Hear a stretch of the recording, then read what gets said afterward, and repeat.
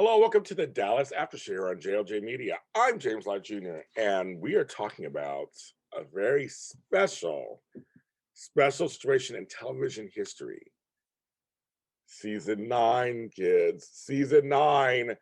Not the whole season itself, but those two words that changed the face of television and the show itself actually affected two shows. Um, Good morning. That's what we heard from this guy in the shower. If you're listening to this, I'll post this on the pictures online. Good morning was the last two words we heard of season 9. I remember watching it live. I remember this was season 9 was 1985 to 1986. The episode was called Blast from the Past. It aired May 16th, 1986, 6 days after my 17th birthday. Living here in Inglewood, back in the house I live in now, watching it. We had known he was back. Back then, there was no social media or anything, of course. There's tabloids, magazines, and tabloid television. But they actually kept it a secret. We had no idea how he was coming back, who he was going to be. We knew he was coming back. We didn't know when in the episode. So, quite frankly, it's a solid episode. I just watched it recently again. It's a solid episode. But I remember at the time, I was so just waiting for Bobby to show up. Especially when it had the wedding of Mark Grayson and Pam. It's like, well, here's classic soap. He has to turn around and show up. There were rumors he was going to be Mark Grayson. There were rumors he was going to be a twin. There was rumors about everything. So those of you who've never watched the show and maybe just happen to tune in to stumble upon this, at the end of season 8, he died.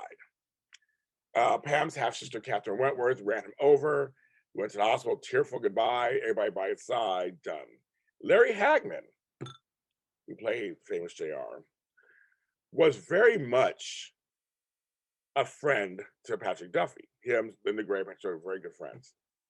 And he had said, and it's such an interesting mindset, actors to be so generous, was like the show went down after he left. And personally wanted to ask him to come back.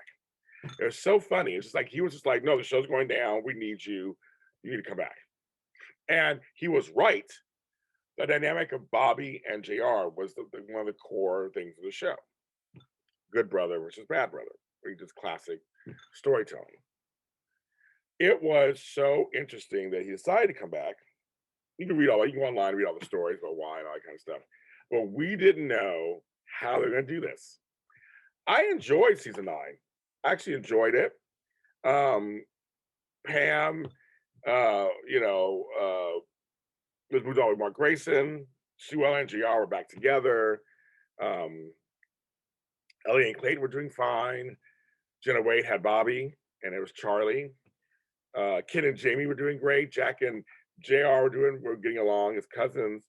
Ray and Donna adopted a son who was deaf. There was some great storylines. Everything was like, Sue Ellen was sober. It was all something I like, great stuff. So Good Morning happened. So infamously, it was kept from the cast. It was kept from everybody. He filmed it separately. You can look at it now, you can tell it's separately. And they filmed like an Ivory soap commercial, like, good morning. And they pause, they start talking. They had to keep it under wraps because the tabloids were, Dallas was huge. And the tabloids were on top of it. So that we see that. At the end of the credits, it said Patrick Duffy as, and it was blank. Oh, I lost my mind. So what happened? At the end of the season, Angelica Nero tried to get back at Jack and JR. She gave him the information he needed, but pulled a pin out of her briefcase, and it was a bomb. JR tries to warn Jack that something possible could have happened or could be happening. Jack's leaving town. Sister Jamie has his luggage, goes out to the car. What happens? It explodes. Jamie, presumably blown up. The guy who did it walks by, chewing his gum, walks off. Sue Ellen must have warned JR. She goes he leaves in one elevator. They're sitting there,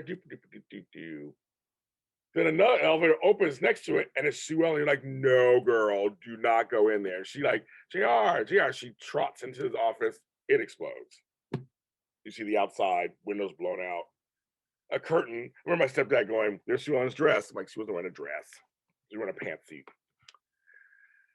And a jumper. And so she's presumably dead, I guess. And then she had Pammykins laying in bed, just like she just had to, I guess, had a good night's sleep. Wakes up, here's a shower door, and here's a shower go. But she just looks a little perplexed. And she gets up.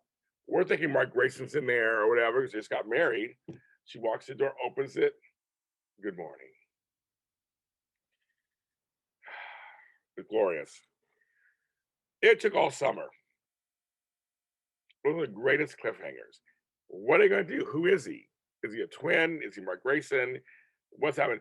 The dream thing was never a real consideration that they would actually do that. I think I heard a rumor about that, but there was like, no, I mean, they had never done it on television. Like, you're going to take the whole season and just like say it didn't exist? It was a dream. Season 10, season 10, the premiere, we're sitting in front of TV. They go straight to that room. And literally within 5 minutes, just do their dialogue. It was a dream. A bad dream. I thought you were dead. Oh my goodness. And she didn't even go into the whole storyline. It was just like, I'm here, Pam. I'm not going to ever leave you. I'm not going anywhere. We're done. We're back to normal. I remember being flabbergasted and speechless. It's such a, excuse my language, a ballsy thing to do, to make it a dream. You just basically erase the whole season. Everything that went on, just, I mean, it's like the lost, it's called the dream season affectionately. That's it. But it turned out to plausibly just bring back Bobby without any kind of constraints. But it also reset everything back a season and a half. So there's no adopted kid. Sue Ellen was drunk again and unhappy. Jamie and Cliff were fighting. Like, it went right back to it. And Jack and JR didn't get along. Still fine for you and oil. It just went back. But it did get a bump in the ratings. It did work on some level. I mean, we had a Bobby back.